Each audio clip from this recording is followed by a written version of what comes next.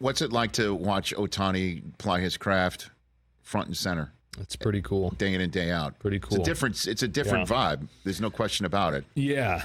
Right? You don't see a ton of him leading up to the game.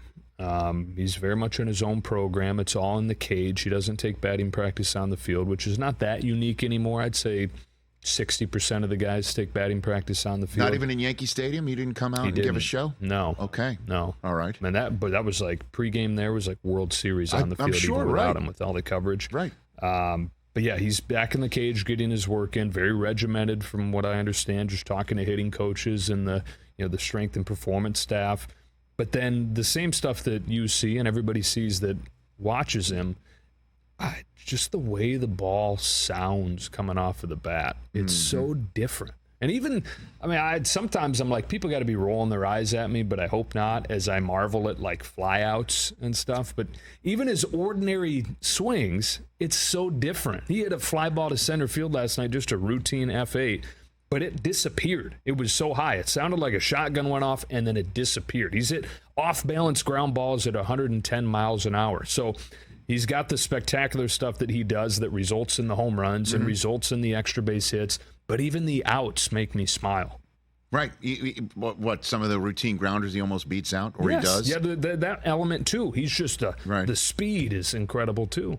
What did you say in my ear, Chris? You were the home run against Skeens. You just talk about the sound off his bat. Yes.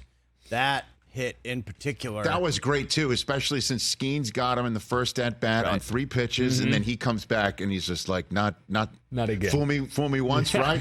I mean, 101, Not again, rookie. 101 top of the zone, and just see ya. Yeah.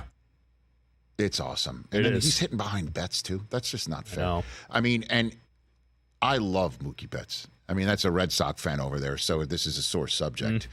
But he is I know, right? He is just simply, you could make the argument the Dodgers have the 2 greatest athletes in all of North American sports leading off their lineup right now. Wow. You could truly make that argument. Obviously, we're including NBA and the NFL, but you could make that case, man. You know, that Mookie can do everything. Yeah. And then he's the one who's leading off with Ohtani. And then that's the neat part about the Yankees series and the unfortunate thing I wanted to see, because Soto and Judge right now it's a bummer. Are the most dynamic as well. Yeah. You could make they've been more productive, obviously, than Betts and Ohtani right now at this point. Yeah. They're back to back as lethal as you could see in baseball right now. Well, the Yankee not having Soto, I think we all knew that they're different because of Juan Soto, but what a reminder that was, the Dodgers series. It just, even before the game starts, you take Soto out of the lineup, and it's like, this is a whole lot different. It's one player, but it doesn't feel one player different. It feels a world apart from what they are when they have him in there. Right. I mean, it's a difference. But I was saying this to my son again, my youngest son, again on the Sunday night when we're watching Trent Grisham get in batting 5th. Yeah. And I'm like, in down 1, Tyler Glasnow on the mound, 2 on. And I turn, I'm like, this is where Verdugo would have been if Soto was playing. Right. And that's the difference between that lineup and this one. And then Grisham, of course, hits a home run, and Dad knows nothing. Yeah, that's right.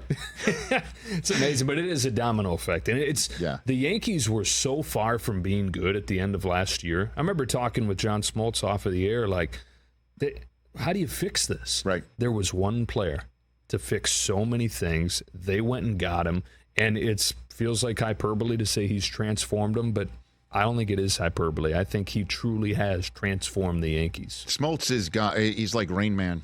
You know, he knows exactly how many baseball toothpicks just got dropped on the floor. Number of times he calls a shot, it's amazing. Yeah. You know, yeah, it really is. Do you got a good example of that? Like one moment. Obviously, you call a ton of games with him.